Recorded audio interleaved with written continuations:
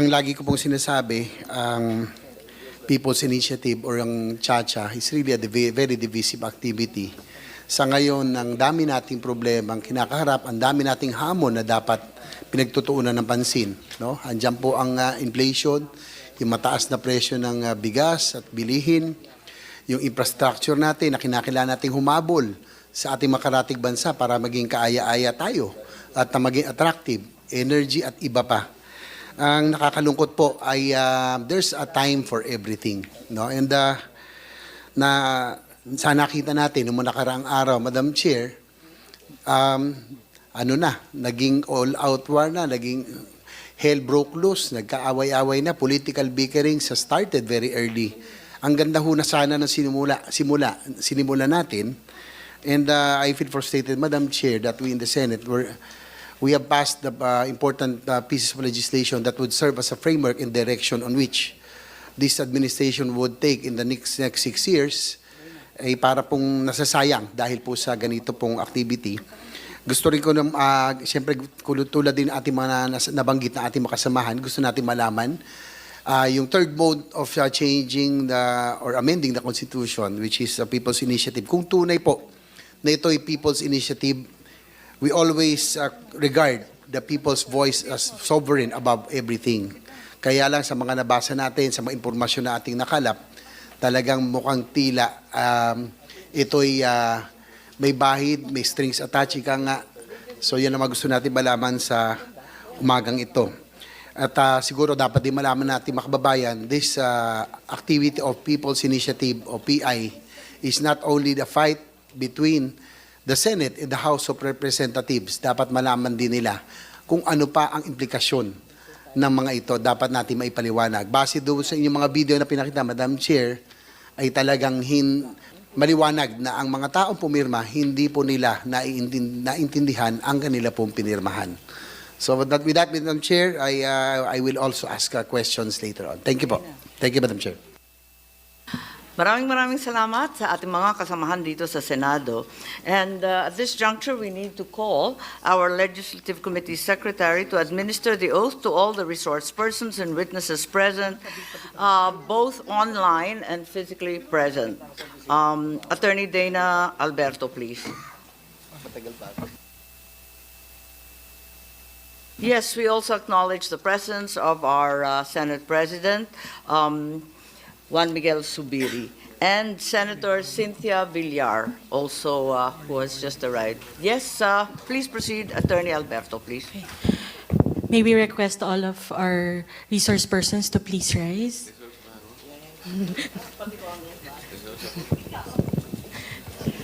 Also from those in the gallery, please. Thank you very much. Kindly raise your right hand. Kindly repeat after me. I state your name. Do solemnly swear to tell the truth, the whole truth, and nothing but the truth in this proceeding. Thank you very much. You may sit down.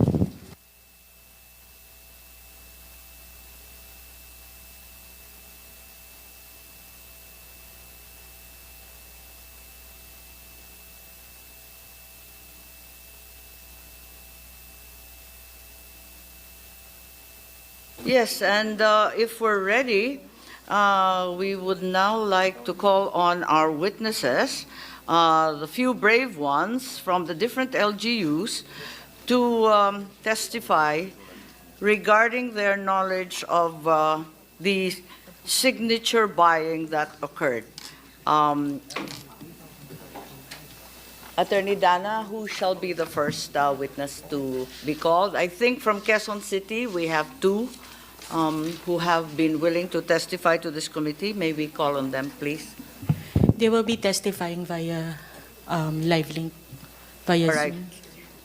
Okay. Are they online?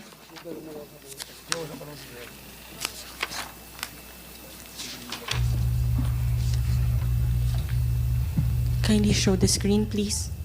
Secretariat.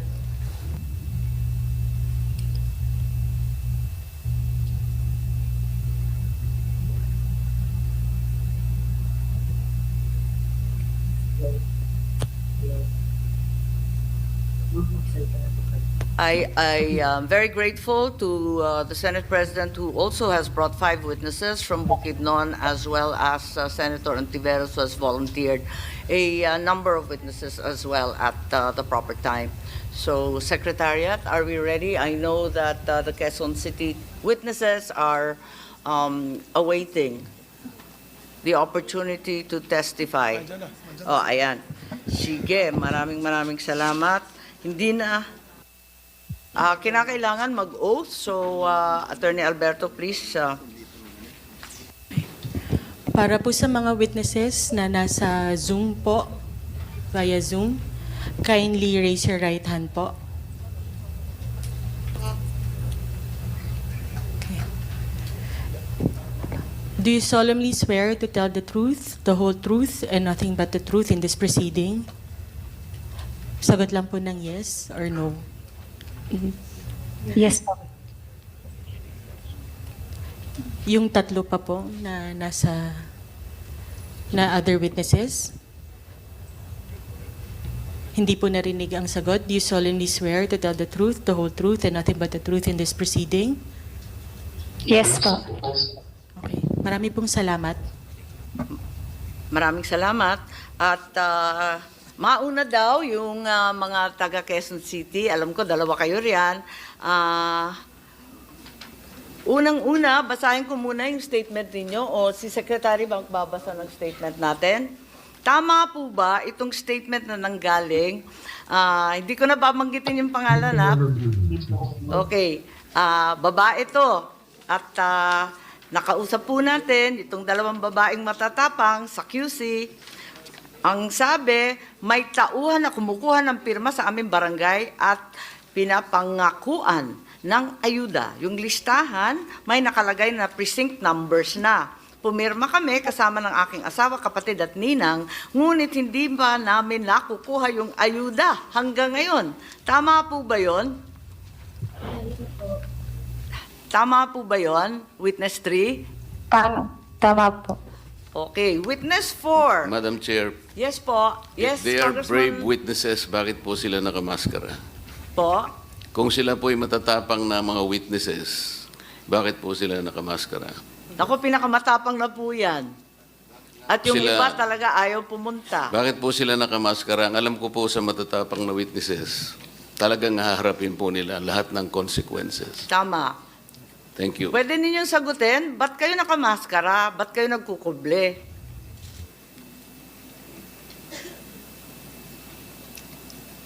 Anong kinatatakutan ninyo? Babalikan kayo? Pwede po. Sino? Sino maghihiganti sa inyo? Yung nagpapalista po sa amin. Yung mga nagpapasign. Sino po yung nagpapasign? Ang sabi ninyo, may mga tauhan. Opisyal ba yun? Hindi po. Taga-barangay? Hindi po. Parang napag-utusan lang. Napag-utusan lang. Eto naman, may isa pang testigo tayo mula rin sa Quezon City. Ang sabi ganito, naganap po yung pagpirma ng mga pangalan noong linggo ng Enero po, sir. Yung listahan ginamit nila, may nakalagay ng mga presinto sa aking nahango sa COMELEC. Sa aming barangay, may nangangalap po ng pirma. Kaso, hindi ko maintindihan kasi English ang gamit na wika. Taga-QC rin po ang nagsabi nito, hindi rin namin inexplain nung naglilibot ano ang laman ng form. Ang sabi, basta pumirma kayo, may ayuda kayo. Alam nyo naman, sir, na pag ayuda ang usapan, talaga agad pumipirma nga kabarangay ko. Pero sa akin po, parang alam po ni Kapitan yung naganap na pagpirma sa barangay namin. Recording stopped. Pwede pong tanungin, alam ni Kapitan yung naganap sa barangay namin. Tama po ba yon? Opo. Yung testigo po natin na isa na taga QC, Opo. alam ng Kapitan ninyo. Paano mo alam na alam ng Kapitan? Kasi galing po sa barangay po yung pinapirmahan po sa amin. Pero yung nagpapapirma yung Kapitan o iba pang tauhan niya? Hindi po. Yung tao po. Pero hindi po yung tauhan ng parang Ah, kaya po parang napag-utusan lang po siya. Pinag-utusan na daw siya. pinag-utusan. Pero alam mo na galing sa barangay.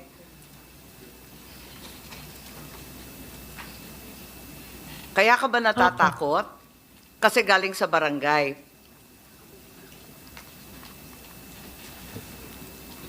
Tama po ba yun? Pakisagot na lang kay Congressman Marcoleta. Kasi sabi niya, ba't daw kayo Apo. nagtatakip? Madam Chair. Natatakot po kami, baka po balikan po kami nung nagpa-farmer po sa amin. Our rules allow, our rules provide that they can protect their... Opo, okay. At si Senator Bato may katanungan din. Thank you, Madam Chair. Hindi po. Mga witness, si Senator Bato ito. Opo. Ah, Sige po. ako, magbigay ako sa inyo ng assurance, nakausapin ko yung PNP. Just in case takot kayo na may mangyari sa inyong masama. Wala pong mangyari sa inyo. Ipapasecure ko kayo ng Philippine National Police. Baka pwedeng okay lang sa inyo kung pakita yung mukha nyo. Pero kung ayaw nyo, walang problema. Pero ako, kung takot kayo sa seguridad ninyo, na baka balikan kayo sa mga politiko na nasa likuran nitong People's Initiative, I can guarantee you, I can talk to the PNP na bigyan kayo ng security. Pero, Anyway, yun lang sa akin. Gusto ko lang ipaalam sa kanila na huwag kayong matakot, andyan yung ating police. Yun lang, Mr. Chair. Madam Chair, thank you. Ano po, Madam ganito Chair. na lang po. Okay, naintindihan namin kayo. Alam namin yan. Di ba apat kayo, may karagdagan pa ba yung ating dalawa pang hindi umiimik pa? Tungkol dito sa mga signatures at yung kaba ninyo na matatanggal kayo sa listahan ng ayuda kapag hindi kayo sumang-ayon. Meron ba kayong maidadagdag? Ba't kayo takot na hanggang ngayon di kayo nagpapakita ng mukha eh? then, Madam Chair, may I? Yes, SP Subiri, please. Maraming salamat, Madam Chair. Magandang umaga sa inyo lahat. Our rules allow na protection sa ating mga witnesses na hindi naman kailangan nila ilantad kaagad ang kanilang identity because we have whistleblowers. No? Marami po tayong hearings na nasagawa from the Blue Ribbon Committee to the hearing of Senator Bato when they're talking about mga kulto. Talagang nagtatago sila ng identity. For the mere fact na baka naman po ang hahabol sa kanila ay politiko din. Dahil in-establish natin dito ay mga politiko ang nagtutulak nito. Kaya politicians initiative, ika nga sabi ng ibang mga kasama natin. So, sa aking pananaw, wala pong violation kung sila po ay nagtatago lang ng mukha nila dahil naka-livestream po to sa buong bansa. Ayaw din nilang ma-expose ang kanilang sarili. I think we have to give them that right. And we've been practicing that here in the Senate. Of course, when they give their testimony for legal purposes, lalabas talaga yung mga pangalan at identity nila. But for this, in all intents and purposes, if we want to find out the truth and ferret the truth na hindi po sila matatakot, we should protect their identity at this point in time. Our rules allow it. I do not know the rules of the House of Representatives, but the rules of the Senate allow that their identities may be protected until, of course, the actual factual certification or subpoena and rather affidavits will be issued for our courts, no, for the cases to be filed. So, yun lamang po, Madam Chair, hindi po natin kailangan silang pilitin, no, at this point in time na i-reveal ang kanilang sarili. Kasi kung hindi, maraming matatakot sa mga hearings natin. Walang maglalabas. There's a Whistleblower Act. So, we can protect them, no? And not only the PNP, the Senate can also extend protection to these witnesses. So, yun lamang po, Madam Chair. Yes, Madam Chair, Yes, Madam sino po Chair. yun? Yes, we I just want to acknowledge know Senator if Villar. you can divulge the district in Quezon City where this happened. Pwede ba? Narito yung address sa akin, pero siguro sa executive session na muna hanggang magkaliwanagan. Okay, sige. Maraming salamat kina Senator Bato at sa SP natin for the assurance that the witnesses will be adequately protected. And we acknowledge also the arrival of Minority Leader Coco Pimentel. Meron pa ring nagsasabi na hindi ninyo naintindihan ng nakasulat kasi English. Ang sabi ba, may kinalaman sa ayuda to? Pag pinirmahan, ayuda. Pero hindi ninyo Opo. nabasa o naintindihan yung English. Tama ba yun? Tama po, kasi English po yung nakasulat. English yung nakasulat. So wala kayong naintindihan doon sa constitutional amendment na sinasabi? Wala po, basta pumirma lang po kami ng pagkasabi, pumirma po kayo pag may ayuda po. Wala ba silang pinaliwanag na may kinalaman to sa ating saligang batas? Wala namang ganon.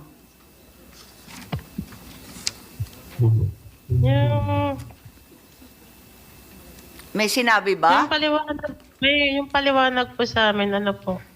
May Yung Pero hindi- petition daw po. Ano?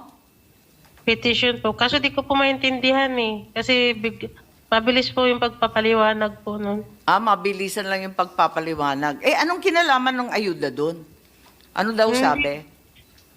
Hindi ko po alam eh. Kasi basta pagka-perma po namin, may present number po, tapos ayuda daw po eh. Binigyan ba kayo ng pera pagkatapos? Wala po.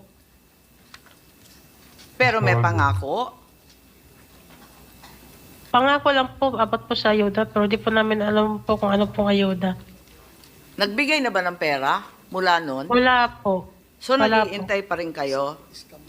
Opo. Nako, baka na 1, 2, 3 po tayo. Saan daw yung pera manggagaling? Sa syudad? Sa congressman? Saan daw? Wala po siyang sinabi kung saan pa manggagaling, tsaka wala po sinabi sa amin kung pera po eh. Basta baka may ayuda daw po. Or din niya po alam kung saan po. Nung narinig ninyo yung ayuda, sige na lang. Opo. Siyempre, sa hirap ng buhay. Okay po. At maraming salamat sa inyo. Kung may maidadagdag pa kayo, pwede namang gumawa ng sinumpaan salaysay. Pero sa ngayon, I would like to call on another witness who's actually here in person, I believe in the hall, right now. Madam Chair, Yes, please. abang tinatawag natin, Madam Chair, can I inquire something? Yes, please proceed. Yes. May I know from the Chair if Attorney Anthony Abad was invited? And is he Yes. around? Is he Yes. around? He Nag-regret. was invited, but yes, Yung regrets. pangalan niya is very, very visible doon sa form, yung petition form na pinapakita nila. So, can we insist on inviting him? O Yes. kung ayaw niya mag-attend, ipasampina natin, Madam Chair? Yes, I think we'll have to consider that. But like you said, Senator Bato, his name is very prominently displayed Yes. on the form. He is the face of this brouhaha. So he should present himself. Otherwise, useless itong magiging inquiry natin kung hindi natin makita yung tao na nandoon sa papel, sa form. So can we subpoena this person, Madam Chair? Madam Chair, Yes, Congressman Marcoleta, please. I am happy that Senator Bato raised this question because That's right. this is the gist of the entire inquiry. Attorney Anthony A. Abad appears to be the proponent of this initiative. Kagaya po ng sinabi ninyo, Senator, bigyan ng katauhan ang nagpasimuno nitong Politicians Initiative. Earlier, Madam Chair, the House of Representatives, sila po ang nagiging parang kontrabida dito. I am not representing the House of Representatives today. I was personally invited by the beautiful chairman to appear in this committee. But, as a member, hindi po nyo may aalis sa akin na medyo magdamdam rin ako sapagkat ang patutsada ay patungkol sa House of Representatives lalong-lalo na po yung speaker. I am not defending the speaker. If this congressional hearing ultimately found that the speaker is the one who spearheaded this or funded this initiative, I will probably request him to step down. Pero kung hindi po siya naman, bakit hindi po natin kinonsentrate kay Anthony Abad? Siya po yung bida dito eh. Siya po ang pinakasentro nito. Siya ang nagsasabi dito na pinaliwanag niya sa tao. Nagsabi po ng mga tao, we fully understand the rationale of this proposition. We fully understand the consequences, the effects, and the advantages of this proposition. Gusto nating malaman, talaga bang ginawa niya single-handedly, although et al. Ito, but to undertake and to mobilize an undertaking nationwide to be able to get at least 8 million votes. Kaya po ba ng isang tao? Why don't we begin with Anthony Abad? Who is he? Anthony Abad, based on the Google, Madam Chair, specializes in international trade law. He has been in legal practice for 17 years, and he is at present an independent advisor of the Philippine Senate. May I know, Madam Chair? From, Nasa Google po. At kung sino- nakalagay din po sino sa sinabi? Google, he took his oath before the office of Senator Aquilino Pimentel. Nasa Google po. Kaya kailangan po nating makita lahat eh. Sa Google po yan. I was also shown that picture, pero hindi ko ma-date eh. Mukhang bata pa kami nun eh. So, so must have been years ago. And if we are talking about that, if he is also that Anthony Abad named in the signature sheet, so we are assuming a lot of things. Pero right now, he's not a consultant of my office. But, so kailangan pasiputin natin itong Attorney Anthony A. Abad. So, Triple A. Yes. Attorney Anthony A. Abad. So, para malaman po natin. And if that person seen in the picture taking an oath before me, if he will admit that he is the one, then we're talking about the same person. But he's not a consultant of my office, so I don't think he's also a consultant of the Senate. Wala. So maybe that was siguro part of his biodata. Siguro once upon a time, baka nangyari.